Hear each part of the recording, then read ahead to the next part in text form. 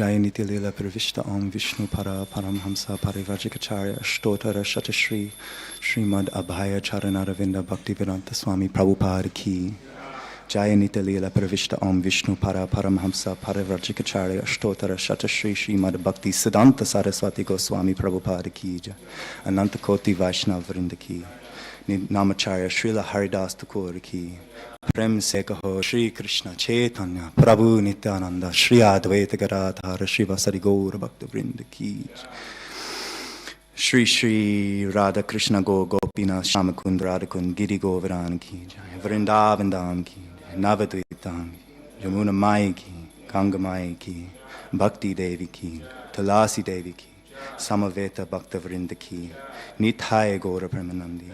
All glories to the assembled devotees. All glories to the assembled devotees. All glories to the assembled devotees. All glories to Sri Guru and Sri Gauranga. All glories to Srila Prabhupada. Namo Vishnu Padaya Krishna Prasthaya Bhutare Shrimate Bhakti Vedanta Swami Namane Namaste Saraswati Devi Gauravani Prasharini Nirvishesha Shunivari Pastyadare Shadharani.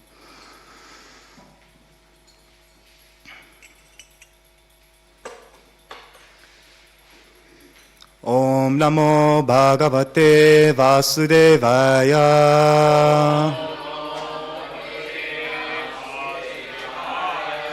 Om Namo Bhagavate Vasudevaya.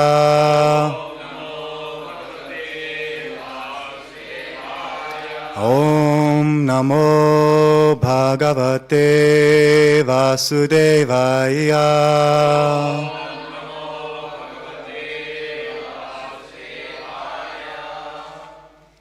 So we have a reading from Canto 4, Chapter 7, Text 28. So you'll have to forgive me. I'm still working on my Sanskrit. Rudra Uvacha. Wait, wrong one. Beg your pardon. Here we go. Sadasya Uchuhu. Utpati Advani. Are we going verse by verse? Line by line, okay. Utpati Udvani Asharana Urukresha Durge Nitha Kogra.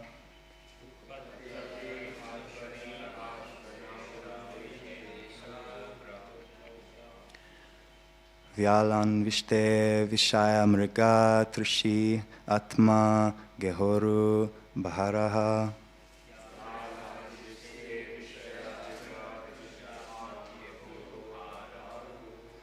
Tvandva Shabrehe Kala Mriga Bhaye Shokadeve Gyan Sartaha.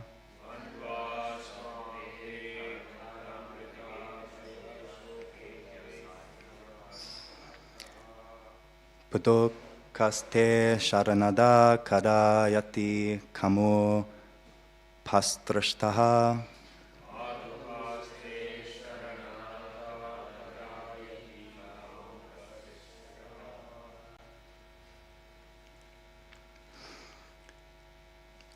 Word by word.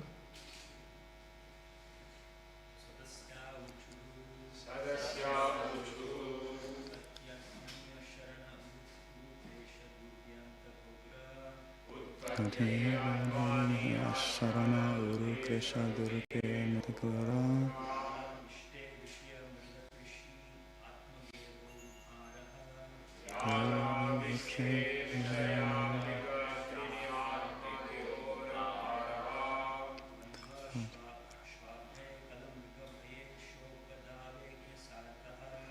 Andva Shapre Kala Mraga Bhaye Shokatevi Gyan Sataha.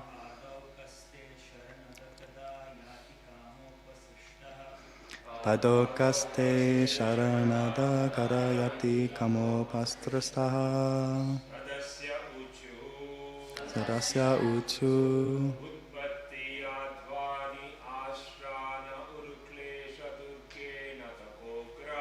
Utpati Advani Asharana Urukresha Durge Naka Kukra.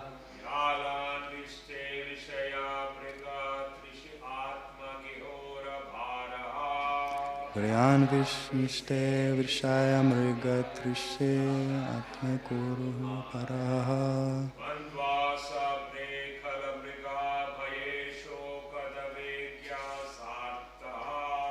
Vandvadi Shapre Kalamrika Bhaya Shokadeve Gyasataha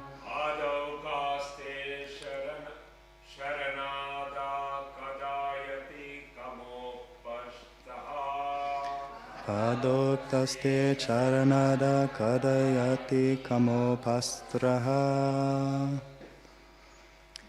Tadasya, the members of the assembly. Uchu, said. Utpatti, repeated birth and death. Advani, on the path of. Asharane, not having a formidable fort. Antaka, termination. Ugra, ferocious. Vyala, snakes. Avishte, being invested with. Vishaya, material happiness. Mriga Trishi, Mirage. Atma, body. Geha, home. Uru, heavy. Baraha, burden. Tvandva, dual. Svabre, holds dishes of so-called happiness and distress. Kala, ferocious. Mriga, animals. Bhaye, being afraid of. Shokadevi,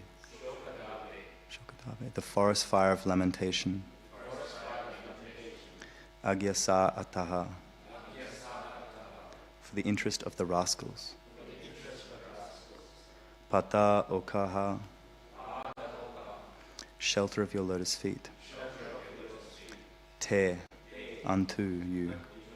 Sharanada, giving shelter. Kada, when. Yati, went. Kama uparastraha, upastrasha, being afflicted by all sorts of desires. Translation by His Divine Grace, A.C. Bhaktivedanta Swami Prabhupada. The members of the assembly addressed the Lord. O exclusive shelter for all who are situated in troubled life. In this formidable fort of conditional existence, the time element, like a snake, is always looking for an opportunity to strike. This world is full of ditches of so-called distress and happiness, and there are many ferocious animals always ready to strike. The fire of lamentation is always blazing, and the mirage of false happiness is always alluring, but one has no shelter from them. Thus, foolish persons live in the cycle of birth and death, always overburdened in discharging their so-called duties, and we do not know when they will accept the shelter of your lotus feet. Translation, purport, beg your pardon. Persons who are not in Krishna consciousness are living a very precarious life, as described in this verse, but all these circumstantial conditions are due to the forgetfulness of Krishna. The Krishna conscious movement is meant to give relief to all these bewildered and distressed persons. Therefore, it is the greatest relief work for all human society, and the workers thereof are the greatest well-wishers, for they follow in the footsteps of Lord Chaitanya, who is the greatest friend to all living entities. Translation and purport by His Divine Grace, A.C. Bhaktivedanta Swami Prabhupada Ki Jai.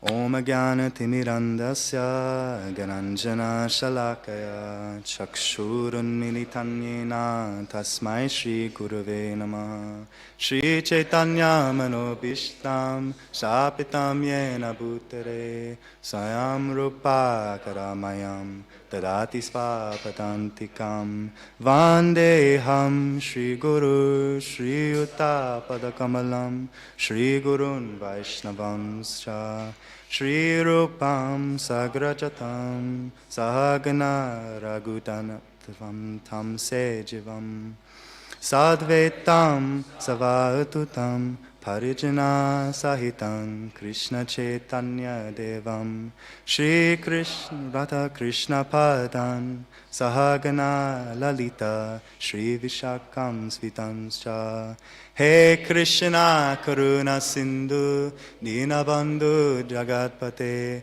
Gopesha Gopika Kanta Radha Kanta Namostute Tapta Kanchana Gorangi Radha Vrindavaneshwari Vrishabhanu Sute Devi Pramamami Hari Priye Namo Mahavaranyaya Krishna Prama Prarayate Krishnaya Krishna Chaitanya Namni Gora Tvishe Namaha Vanchakalpa Turubhyascha Kripa Sindhu Bhaevacha Patitanam Pavanebhyo Vaishnavebhyo Namo Namaha Shri Krishna Chaitanya Prabhu Nityananda Shri Advaita Gadadhara Srivasari Gaura Bhakta Vrinda Hare Krishna Krishna Krishna Hare Hare Hare Rama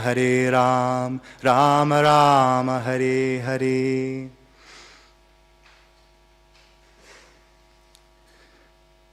Excellent. Thanks for bearing with me there. Thank you. So, in this chapter, we're going through the relationship between Daksha and Shiva, in which Daksha performs Vaishnav aparad. He greatly offends a pure devotee, being Lord Shiva. And Lord Shiva personally took this attack towards himself with no resistance.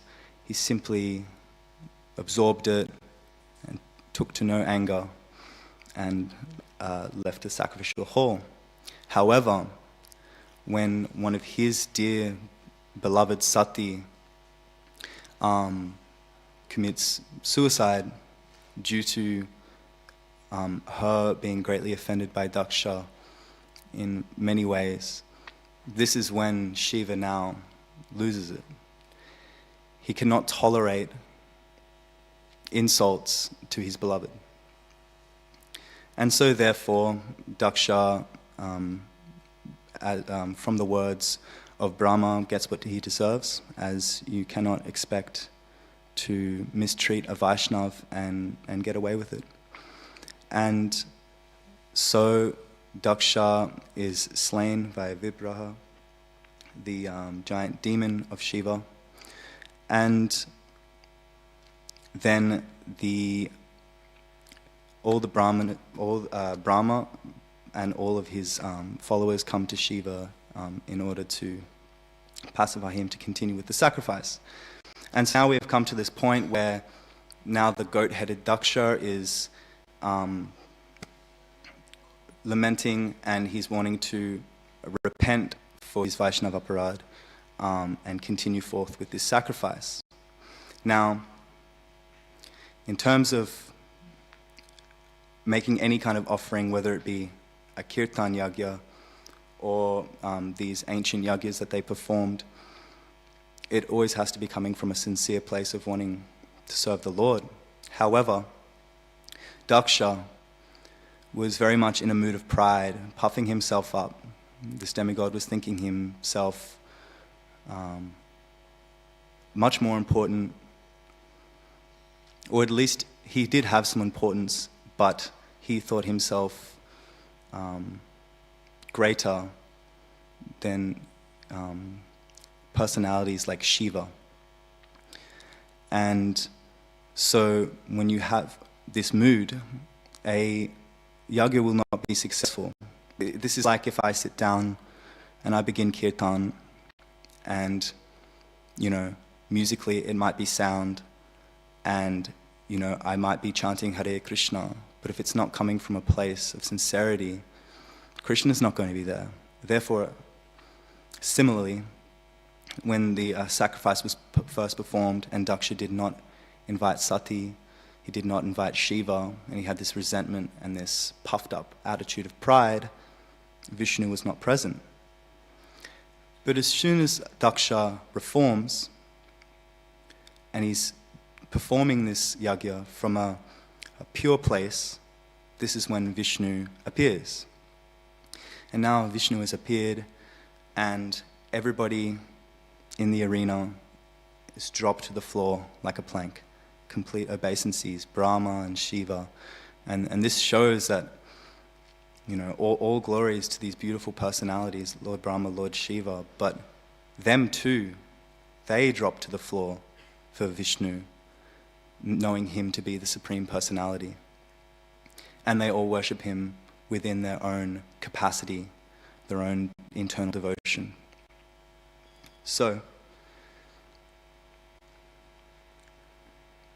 this beautiful text is the members of the assembly addressing the Lord, and it goes in very nicely into the state of material existence, and all the how the Lord is the exclusive shelter for those who are situated in troubled life.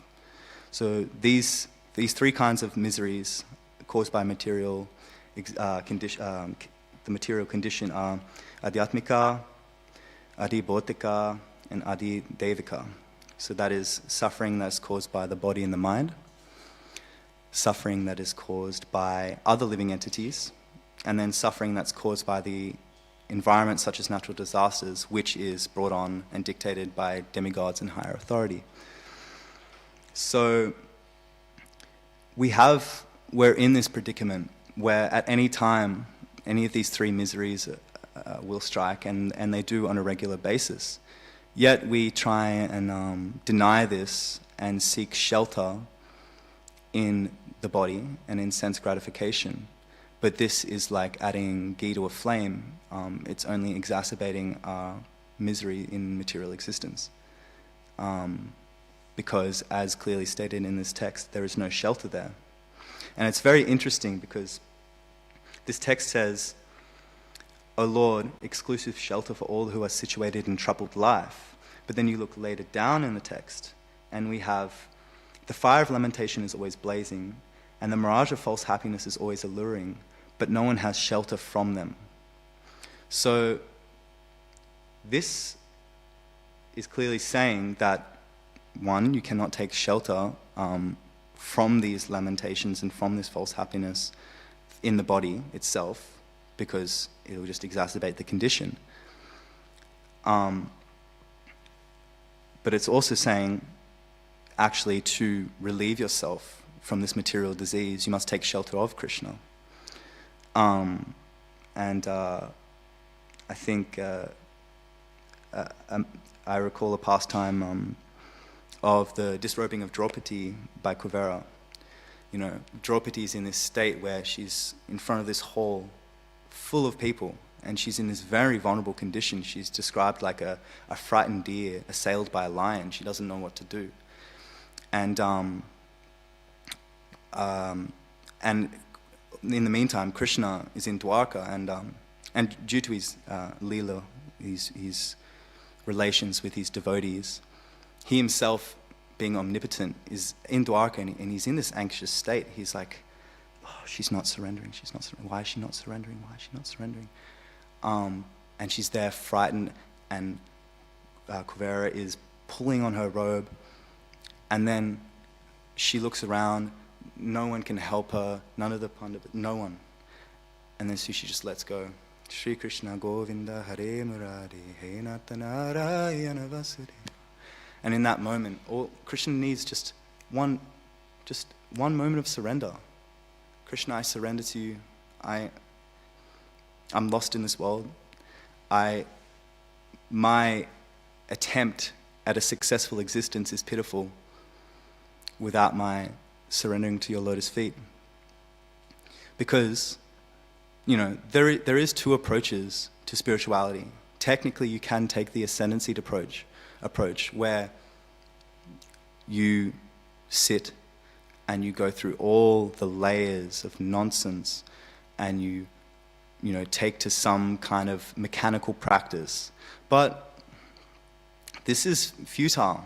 How many lifetimes do you want to do this for? How many lifetimes do you want to, sit in a mountain in the Himalayas, negating yourself from life, negating yourself from any association whatsoever, not eating, trying very hard to come to at least the state of Atmarama, where you're self-satisfied, you've, dropped the identification with the body and you're just sitting in there. But there's no guarantee, and there's no help from Krishna. He's the well-wisher of all, but he's more inclined to help you when he knows it's really beneficial for you. Just as a child might go to their father, say, Father, please, I want some junk food, I want some candy. But the father knows, no, this will not be good for you, and it might temporarily satisfy you, but later on you'll feel sick and you'll regret it. And so the father initially says no. He makes it hard for the son to get what he wants. But the son persists, and the son goes, no, please, I really want this. Like, what if I do this for you? I.e., what if I take to some austerity? What if I, do some chores or, work really hard, and then I can get that candy? And then the father goes, okay, I guess if you do these things, then I'll give you the candy. So Krishna's, he's resistant to give you what you want if it's not beneficial for you. Whereas, if you simply surrender to his lotus feet, he'll do everything in his power to get you home, get you back to Godhead. He just needs you to turn and look to him. But for so many lifetimes, we're the bird that's enjoying the fruits on the tree, and he's just standing there. He's just witnessing. He's just watching. And it's said even that maybe in this lifetime, maybe this jiva will turn to me. Maybe he'll finally seek refuge in true happiness. So surrender is what it takes to seek refuge. So that's why in this text, when they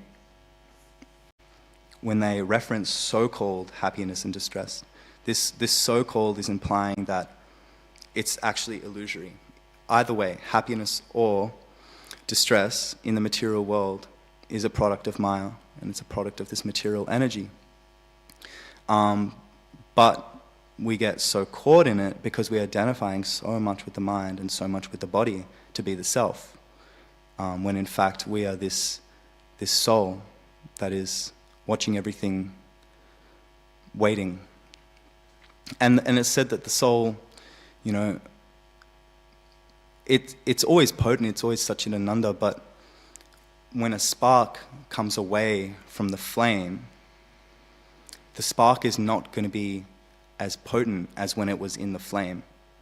So similarly, we become heavy, we drop down into this material world, and we become like this, like small little ember, and it's got a resemblance, it's got a little bit of heat.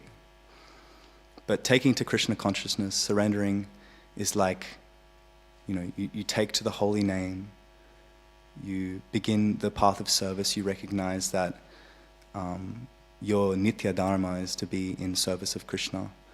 And so that is fanning this little ember. And you fan it, and you fan it, and you fan it.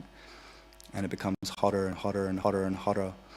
And then this is when you go through all the different stages to realize your higher self in your form. Then this takes a long time. It's not a cheap process, especially when we have so much conditioning. So, yes, this so-called happiness and distress it's arising from sense perception from the body and from the body identification, which is described nicely in the Bhagavad Gita. Particularly, I was reading through chapter 2, text 17 to 25, when the soul is described very nicely by Krishna as indestructible, unborn, impervious to burning, moistening, withering, cutting. It's not experiencing any of the drama that's unfolding in front of us. But because it's a minute particle of that consciousness, as much as qualitatively it is qualitatively the same as Krishna, it is not quantitatively. It's very, very small. And so therefore, it can be subject to the imposition of Maya. It can be subject to believing that it is the body. Because it is not full knowledge, and it's not feeling its bliss. It's because it's feeling skin and saying, I am this skin. But simply this, just because the body conveys life, it doesn't mean it's alive. The body has the appearance of life in it because of its proximity to life, because of the spark of consciousness in it. That is why it conveys life. But as soon as that consciousness leaves, what is it? Just a lump of flesh. It's like nothing. It's like, So it is, what we celebrate is life. We celebrate the spirit. And we honor that's where we came from. And, we go, okay, you realize maybe through some kind of suffering, or you're curious. No, there's many means of approaching a path of spirituality, but you realize that it's fruitless trying to enjoy this body. You're just going around in circles, and you realize, no, I'm not the mind or the body, and I'm spirit. And then that can at least get you to the stage of Atmarama, where if you work very hard, you can become self-sufficient in that. But what's beyond that? Yes, it's nice to have that fulfillment in knowing that, you're not this temporary body. But it's much more beautiful to have you being that spark, that little infinitesimal spark of Satchitananda, connect with the reservoir of all that Satchitananda, the form, not just the energy of God. You're not just connecting with the energy of God, you're connecting with God himself in his personhood. That is the beauty, because, there's many pastimes where you have Shukadev Goswami and many other Atmaramas who are completely satisfied in the self. And, they're sitting there in their trance, and all of a sudden they hear Hare Krishna, and they see some beautiful devotees rolling around in the dust, and they're maddened in ecstasy. And that Atmarama, who's satisfied entirely in the self, is again seeking that transcendental. This proves that Krishna consciousness is transcendental beyond just the self. Because it's very good and all to connect with that spark, but when you have that relationship, this relationship, what we need, what we want, because that's when you truly fulfill all your desire. You fulfill all the glories of the ecstasy that we deserve, This is why it's not, Prabhupada said we're not ascetic religion. We're not self-denying. We're self-fulfilling, but in a true way. We're going, okay, well, very obviously, if I engage these senses in matter and I eat whatever I want and I be with whoever I want, you're going to feel empty. But if I engage in these senses all in topics and matters related to Krishna, then this body becomes glorified. It becomes a temple in the service of Krishna. And this is why, preliminarily we learn, okay, we are not this body. Fine. And then there's a tendency to kind of have a negative outlook towards the body and go, oh, this body is just the cause of misery and suffering. And yes, okay, but it's also the body that Krishna has given you for your service while you're spending a term in the material world.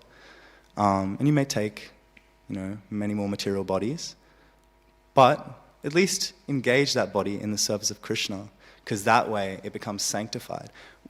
Look around us, everything, even if it's devoid of technical spirit, all these beautiful paraphernalia we use in the service of Krishna is glorified.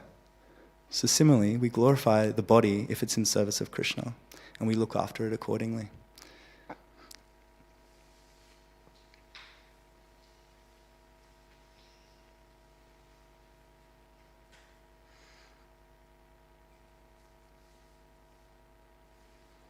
So, when you do identify with this body, you're going to be, as Prabhupada described nicely in the purport, you're going to be in a very precarious life. There's always anxiety because you achieve one desire, material desire, and that fizzles away. Like if you look at the span of a lifetime, and each dot on this span, or each little white light, is a moment where you had material bliss. It's just little tiny little sparks, and it fizzles out, and then there's just nothing, and there's a little one, and there is complete inconsistency and dissatisfaction in these endeavors for material gratification. And so the jivas, conditioned by identification with the body, are overburdened by this so-called duty, and they're bound by the whims of the mind. The mind thinks, oh, okay, so this didn't work, this relationship didn't work, so therefore, if I go and try with another partner, it will work. Or, oh, this car, wasn't satisfying, but if I go to this car, it's an endless cycle. It's fruitless. Because for a whole lifetime, you're playing this act of being the body, and you're working so hard to have some kind of success in the material world.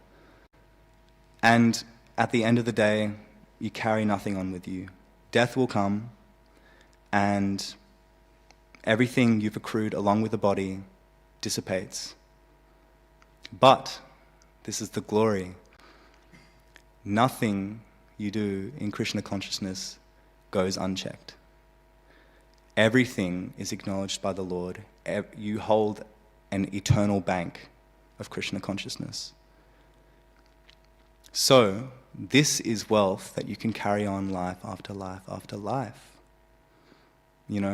Any mood of service, any service to the temple, service to Vaishnavas, even uttering Krishna's name once in a lifetime is a gem that if the whole world knew, they would be clawing for. So, we have to be real. Prabhupada has promised us that, we can come back to Godhead in this lifetime. We do the 16 rounds, we follow the regulative principles, but that's if you do it. And I'm speaking for myself. I still have a lot of conditioning and I still have a long way to go. And I'm saying realistic to myself, I might have to do a couple more lifetimes. I'm going to try my very best to do it in this lifetime, and I'm only going to get better. But I know this is not a cheap thing, and I know going back to Krishna is not a cheap thing, and I wanted to make it right, you know? It's like, you can't come to the wedding and not be in the right attire. You can't come to the wedding and be dressed in the wrong clothes. Everybody will look at you like, what are you doing here? It's like when Shiva tried to join the Ras Leela dance. Like, Krishna knew straight away. It's like, no, it's not right. So and it was not even the appearance. It was, he actually didn't have the proper mood. So it's, when we'll get it, we'll get it. But there'll be some more effort. But it's okay, because at the same time, hopefully, if we continue how we're going, we will always have the association of devotees down here, and we'll always, be in services of Krishna from now on. And I'm happy with that. At least I'm not outside doing nonsense, Stay engaged. We're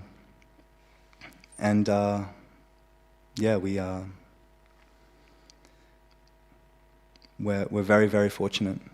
Very, very fortunate. Of all the different paths we could be taking, we've come to a path of such richness, such bliss, such joy.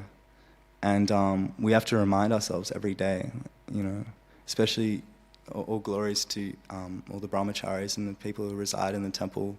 You have such a special existence. And, it's all going to be good from here on out.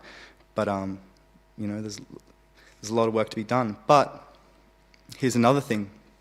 If eventually, the more we stay absorbed in Krishna consciousness, we will be in a state of vairagya, where, we'll be in this world, but we're not of it. Eventually we will get to a place of being so absorbed in our service that we are there.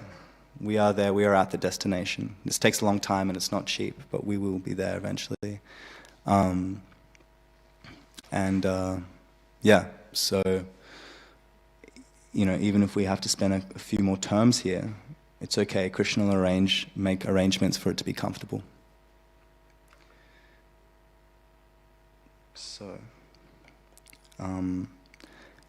I have to wrap up shortly, but was there any questions in relation to this purport or any points of discussion? Hare Krishna. A bit about you, your experiences in Krishna consciousness, is why you adopted a few of your experiences. I had the great boon of being raised by a Vaishnavi, my mother, and so I've been paying my obeisances since a young child, but I'm a very stubborn jiva, so I was lost in Maya for many years, and I accrued a lot of pretty heavy conditioning. But by Krishna's grace, I got a really good cosmic slap. I experienced some good suffering, some necessary suffering, and particularly lessons in relation to my association, because association is everything. I almost believe it's not possible to pursue in Krishna consciousness without association. I think it is. I think you need the Vaishnavas, you need the glory of the Vaishnavas, you need the mercy of the Vaishnavas. So, I was like in these predicaments and these people who I was just insecure and trying to fit in with, and they didn't deserve to be fit in with. And I was going, what am I doing? This is nonsense. And so at the very least, I started to raise my consciousness, be a bit more healthy. I started to meditate, and I didn't come back to Krishna straight away, but the slow process of just endeavoring into the nature of existence, you can't have a childhood like that, have Krishna, and not come back, This is the power of the holy name, you hear it once, and this is it's setting you in. It's It's very, very potent, and it was just a matter of time and a couple of lessons before I was able to, sincerely start to surrender to Prabhupada's teachings and try and be a good representative of him. I'm still trying my best.